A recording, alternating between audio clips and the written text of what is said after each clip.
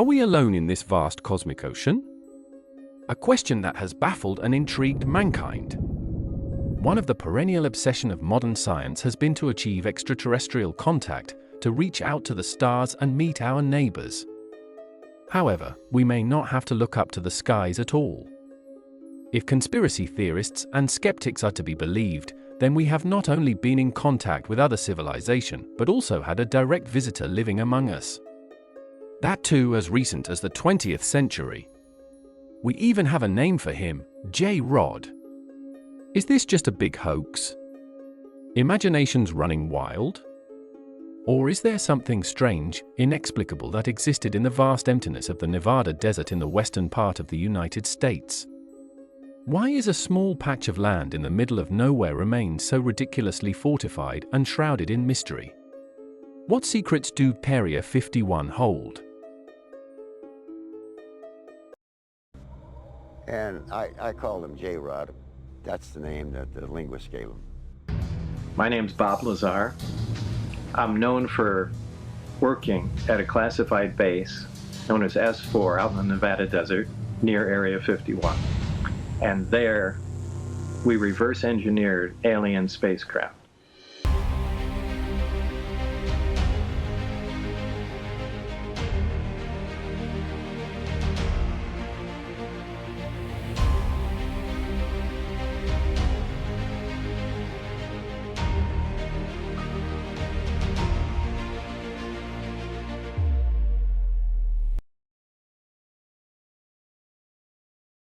Area 51, officially known as the Nevada Test and Training Range, was established in the early 1950s as a testing site for the high-altitude U-2 reconnaissance spy plane. Its remote location made it ideal for secretive military operations. But it wasn't long before the whispers of something otherworldly began to circulate. For decades, this remote military base has been the focal point of countless conspiracy theories, tales of extraterrestrial contact, and government cover-ups.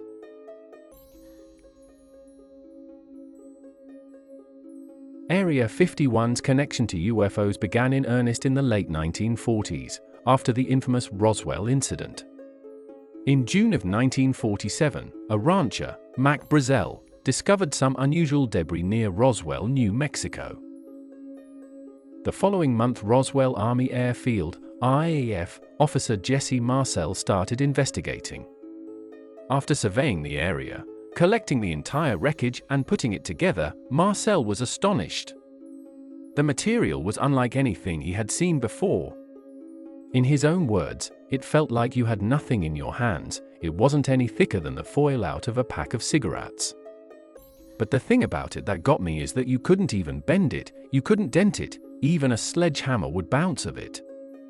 The RAF issued an extraordinary press release that stated that a flying disc had been retrieved from a local ranch. The Roswell Daily Record immediately picked up the press release, and on July 8 the story was printed. The story of extraterrestrial contact exploded, giving birth to the legend of Roswell. In reality, the debris could have been from a high-altitude sound wave detection system mounted on balloons, primarily targeted to pick up any signal from the Soviet nuclear testing codenamed Project Mogul. However, the statement switch created a lot of mistrust on the government narrative and raised skeptic eyebrows.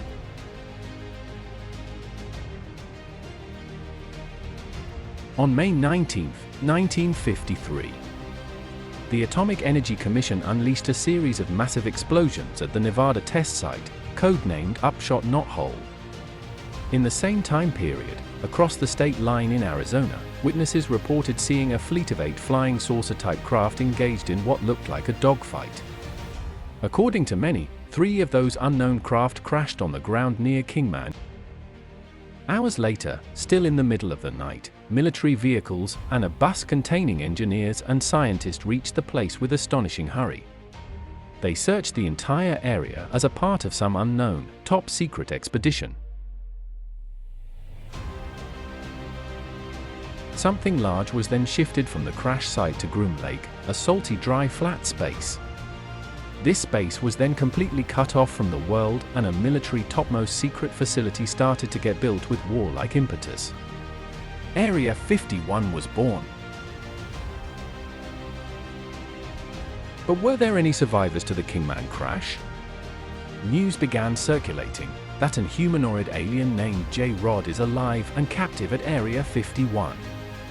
A former Navy pilot called Bill Uhouse was assigned to Area 51 in the mid-1960s and claimed he studied the UFO that crashed in Kingman. He alleged to have direct contact with J-Rod and said the alien could understand us, and even tried to answer questions. This J-Rod had, his skin was pinkish, but a little bit rough, and that kind of stuff. Not horrible looking, or to me he didn't look horrible looking. Sound like you. He's like one of the, a parrot, but he'd try and answer your question, Another person called Dan Burish claims he was hired as a microbiologist to care for J-Rod and ensure he remained healthy. As part of his job description, he used to take tissue samples from the captured alien to understand its biology and claimed they became friends during the 2 years he worked on the project. The government's silence on these allegations only fueled the speculations. One of the most controversial figures in the Area 51 saga is Bob Lazar. In 1989, Lazar claimed to have worked on reverse engineering alien technology at a site known as S4, near Area 51. Exactly what's going on up there? Well, there's several, actually 9 flying saucers, flying discs that are out there of extraterrestrial origin. Lazar's claims were met with skepticism, but his detailed descriptions of the base and its operations ignited a firestorm of interest and debate.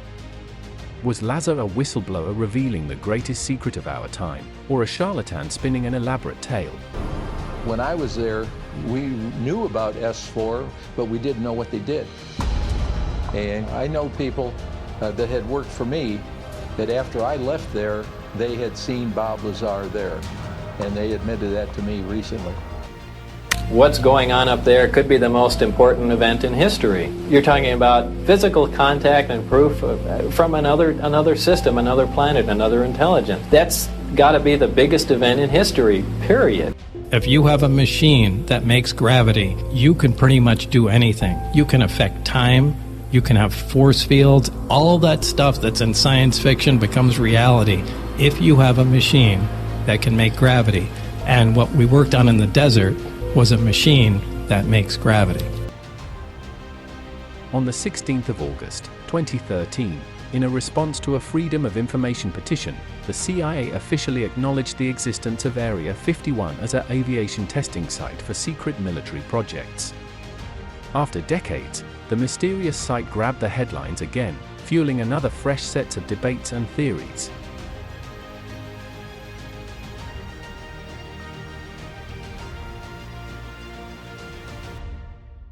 The declassified CIA files give a completely new narrative on Area 51, the reason of its existence, and the top-secret aviation activities.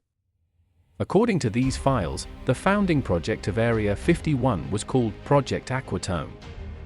Under this project, the CIA tested and improved upon a top-secret, high-altitude aircraft named the U-2. Amidst the Cold War and the Battle of Intelligence Gathering, this was a spy plane that the US hoped will keep them a step ahead. But on May 1960, the high-altitude U-2 is struck down by a Soviet surface-to-air missile. This led the US to kickstart their stealth project, having aircrafts invisible to the radar altogether. Project Oxguard was initiated. This was one of the most ambitious projects ever undertaken in the history of military research. They were attempting an engineering marvel that no other country in the world had, not even in the pipelines. The secrecy of the project was of such paramount importance. It could only be compared to the Manhattan Project, leading to the discovery of the atomic bomb. The aim of the project was to develop a futuristic flyjet designed for altitudes of almost 100,000 feet at ultra-high speed, all the while being completely invisible to radar detection. In the famous Skunk Works factory of the aviation research, the CIA's A-12 flying spy plane was slowly turning into a reality. The only material of choice for such a high-speed aircraft was titanium, which is simultaneously robust and lightweight. Ironically, when the US faced a shortage of titanium for the A-12 project, they ended up importing the titanium from the Soviet Union itself. Supplied from Russia to spy on Russia. In order to evaluate the success of the project, the radar cross-section of the plane had to be as small as possible. In order to measure it, a 60-foot pole was established at the northeast end of the facility. A life-sized model of the aircraft was then mounted and tested for 18 months straight for radar signatures. This plane, combining supersonic speed at stratospheric heights, could evade the radar detection in most of the cases. A-12 had well and truly arrived. The next improvement of the stealth was named Project Blue. It was the first time an aircraft was designed completely with radar engineering in mind. It didn't have the altitude or the speed of the A-12, but it had a facete shape. Highly swept wings and inward-canted vertical stabilizers would deflect electromagnetic waves in directions other than the incoming source. Eventually, the radar signal became so small that one day the staff suspected that it had fallen off the pole. The ultimate stealth craft was born. After Bob Lazar's explosive interview, the world's attention turns to Area 51 and its activities. This greatly hampers the research at Area 51. At that time, the US government was working on one of its most secretive projects, the F-117 Nighthawk. In this next-gen stealth technology, the concept of RAM was first introduced. RAM, or radar-absorbing material, is a unique composite substance, which completely absorbs the radar frequency and thereby totally immune to detection. The exact composition, till this day, remains top secret. And so, we come to perhaps the most plausible explanation for Area 51. In a quite realistic way, it is well and truly the alien aircraft-infested, deserted space the conspiracy theorists claim it to be. In this small patch of land, futuristic aircrafts with technology unfathomable to many experts, let alone common man, were constantly being tested and improved upon. A tradition that continues to this very day.